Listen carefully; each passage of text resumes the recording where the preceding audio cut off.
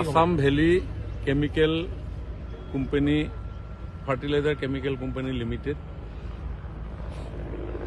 AVFCCL আমাৰ সমগ্ৰ অসমখনৰ ঔদ্যোগিক ক্ষেত্ৰত এটা নৱতম সংযোজন মাননীয় প্ৰধানমন্ত্ৰী নৰেন্দ্ৰ মোদী ডাঙৰীয়াৰ বিশেষ তৎপৰতাৰ ফলত অসম চৰকাৰ অইল ইণ্ডিয়া হাৰ্ল আৰু NFLৰ যুটীয়া উদ্যোগত এই কোম্পানী প্ৰতিষ্ঠা কৰা হৈছে 10,000 কোটি টকা ব্যয় সাপেক্ষে এই উদ্যোগ 48 মাহৰ ভিতৰত কমিছনিঙৰ লক্ষ্য স্থিৰ কৰা হৈছে আৰু এই উদ্যোগটো স্থাপন হ'লে আমাৰ পুৰণি যিটো Hindustan fertilizer corporation limited BVFCL তাৰ যি লৈ শংকা আমাৰ এই বৃহত্তৰ অঞ্চলটোত চলি আছিল এই শংকা ইতিমধ্যে নাইকিয়া হৈ গৈছে আৰু মই ভাবোঁ যে অসমত যি ঔদ্যোগিক বাতাবৰণ ইতিমধ্যে আৰম্ভ হৈছে এই ঔদ্যোগিক বাতাবৰণত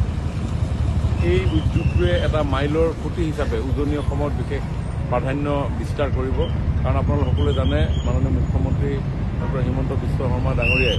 দায়িত্ব লোৱাৰ পিছত অসমত ঔদ্যোগিক ক্ষেত্ৰখন উন্নয়নৰ গতি ত্বৰান্বিত কৰিবৰ কাৰণে কাষ্টমাইজ পলিচিৰ আধাৰত বিনিয়োগকাৰীসকলক আকৰ্ষিত কৰিবৰ কাৰণে পদক্ষেপ গ্ৰহণ কৰিছিল আৰু যোৱা ফেব্ৰুৱাৰী মাহৰ 25-26 তাৰিখে যি এডভান্টেজ আছাম 2.0 অনুষ্ঠিত কৰা হ'ল তাৰ ফলত 5 লাখ কোটিতকৈ অধিক MOU ছিগনেচাৰ কৰা হৈছে আৰু প্ৰায় 1.5 লাখ কোটি টকাৰ বিভিন্ন উদ্যোগ অসমত ইতিমধ্যেই আৰম্ভ হৈছে ছেমি কণ্ডাক্টৰ 27,000 কোটি টকাৰ ব্যয় সাপেক্ষে জাগিৰোডত যি নতুন যুগৰ সূচনাৰে যি উদ্যোগ স্থাপন হৈছে ইয়ে ভৱিষ্যতৰ দিনত অসমখনৰ বাণিজ্যিক ক্ষেত্ৰখন উত্তৰ পূব এছিয়ান যিসমূহ কাণ্ট্ৰি আছে দক্ষিণ পূব এছিয়ান যিসমূহ কাণ্ট্ৰি আছে সাউথ ইষ্ট এছিয়ান কাণ্ট্ৰিসমূহৰ লগতো এক প্ৰত্যক্ষ বাণিজ্যিক সম্পৰ্ক স্থাপন হোৱাত যথেষ্ট সহায়ক হ'ব আৰু মোদী ডাঙৰীয়া যিটো পূবলৈ চোৱাৰ নীতিৰ সলনি পূবত কাম কৰাৰ যিটো নীতি নৰ্থ ইষ্টক লৈ তেখেতৰ যিটো সপোন নিউ ইঞ্জিন এই নিউ ইঞ্জিনৰ যি গ্ৰোথ এই গ্ৰোথ মই ভাবোঁ যে উদ্যোগীকৰণৰ জৰিয়তে সকলো ক্ষেত্ৰত বিশেষ প্ৰাধান্য লাভ কৰিব সি হস্পিটেলিটি ছেক্টৰতে হওক সি মেডিকেল টুৰিজিমৰ ক্ষেত্ৰতে হওক বা অসমৰ যিসমূহ আমাৰ ইতিহাস সমৃদ্ধ স্থান আছে তাত দেশী বিদেশী পৰ্যটকৰ বিনিয়োগৰ পৰা এডুকেশ্যনেল টুৰিজিমলৈকে এক নতুন সংযোজন আমি অসমবাসীয়ে পৃথিৱীৰ গ্ল'বৰ লগত আমি সংযোজিত হ'বলৈ গৈ আছোঁ আৰু সেই মহান উদ্দেশ্যে অহা 21 তাৰিখে মাননীয় প্ৰধানমন্ত্ৰী ডাঙৰীয়াই এই ঐতিহাসিক নামৰূপত এই বিশাল উদ্যোগটোৰ আধাৰশিলা স্থাপন কৰিব দেখা গৈছিল যে বিগত সময়ছোৱাত সাৰ আন্দোলন ব্যাপক হৈছিল আৰু এই সাৰ কাৰখানাক লৈ প্ৰতিটো ৰাজনৈতিক দলে আচলতে ৰাজনীতি তেওঁলোকে ৰুটি সেকিলে তেওঁলোকে প্ৰতিটো নিৰ্বাচন এক ৰাজনৈতিক আচিলা হিচাপে ব্যৱহাৰ কৰি আহিছে কিন্তু বৰ্তমান চৰকাৰখনৰ সদিচ্ছাৰ ফলত এক নতুন ৰূপ এইবিলাক পুৰণি কথা আছিল সেইটো এটা ইৰাৰ কথা কাৰণ আগৰ সময়ছোৱাত দেশ আৰু ৰাজ্য পৰিচালনা কৰিছিল বিশেষভাৱে কংগ্ৰেছ দলে বহুত দিন ধৰি আৰু সেইটো সময়ত অসমৰ জনসাধাৰণৰ ক্ষোভ আছিল পুঞ্জীভূত বেদনাই কেনেকুৱা ধৰণৰ ৰূপ পৰিগ্ৰহ কৰিছিল আমি সকলোৱে দেখিছোঁ অসম আন্দোলনৰ তাৰ প্ৰত্যক্ষ আমি সাক্ষী ঠিক তেনেধৰণে আলফাৰ এই আন্দোলনৰ প্ৰত্যক্ষ সাক্ষী কাৰণ সেইটো সময়ত কোৱা হৈছিল যে অসমক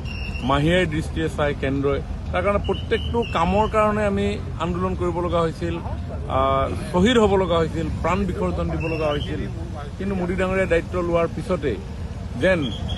এই মনৰ কথা উত্তৰ পূৰ্বাঞ্চল অসমৰ ৰাইজৰ মনৰ কথাখিনিক তেওঁলোকে হৃদয়ংগম কৰিবৰ কাৰণে সক্ষম হ'ল আৰু তাৰ কাৰণে আপোনালোকে যদি চাই যিবিলাক বিষয়েৰে আন্দোলন হৈছিল সেই বিষয়বিলাক এতিয়া চৰকাৰৰ সদিচ্ছাৰ কাৰণে ৰাইজে নজনাকৈ সমাধান হৈ গৈ আছে আজি অসমৰ ৰাইজে আন্দোলন কৰিছিল শোধনাগাৰ আন্দোলন তেজ দিম তেল নিদিওঁ এইবুলি ৰাজপথত বুকুৰ তেজেৰে লিখিছিলে কিন্তু আজি নুমলীগড় ৰিফাইনেৰী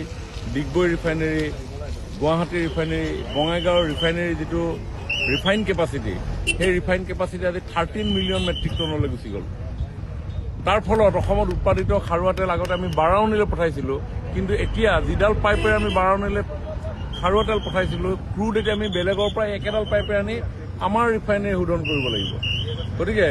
এয়া হৈছে মোদী ডাঙৰীয়াৰ অসমৰ প্ৰতি থকা মৰম ভালপোৱা। আজি ডাবুল ট্ৰেক ৰেলৱে লাইনৰ কাৰণে অসমত আন্দোলন হৈছিলে, দ্বৈত ৰেলৱে লাইন প্ৰৱৰ্তন কৰিব লাগে, ইলেক্ট্ৰিক লাইন প্ৰৱৰ্তন কৰিব লাগে। এতিয়া ইলেক্ট্ৰিক আপোনাৰ নাহৰকটীয়াৰ মাজেদি পাৰ হৈ গুচি গ'ল, নামৰূপৰ মাজেদি পাৰ হৈ গ'ল। বহুদিনৰ পিছত আমি নিজেহে দেখিছোঁ যে ইলেক্ট্ৰিক লাইন হৈ গ'ল। আজি এখন দলঙৰ কাৰণে আন্দোলন কৰিব লগা হৈছিল, ব্ৰহ্মপুত্ৰ দলঙৰ ওপৰত। এতিয়া দলং এফালৰ পৰা হিচাপ কৰিবলৈ যাওঁতে 2 মিনিটমান লাগে। ধলা শদিয়াৰ পৰা, বগীবিলৰ পৰা, আপোনাৰ মাজুলী নিমাতীৰ পৰা আৰম্ভ কৰি ভোমোৰাগুৰি 2খন ইত্যাদি ইত্যাদি। গতিকে সকলো ক্ষেত্ৰত ভাৰতীয় জনতা পাৰ্টীৰ চৰকাৰে অসমখনক এটা অনন্য ৰূপত তুলি ধৰাৰ প্ৰয়াস কৰিছে। ই আমাৰ যুগৰ, মই ভাবোঁ এই শতিকাৰ আটাইতকৈ অসমবাসীৰ প্ৰতি কোনোবা দুখন চৰকাৰৰ আটাইতকৈ অতি শ্ৰদ্ধাপূৰ্বক এটা সন্মান। প্ৰস্তুতি কেনেকুৱা? কিমানমান মানুহ সমাগম হ'ব? প্ৰায় 1 লাখৰ পৰা 1,20,000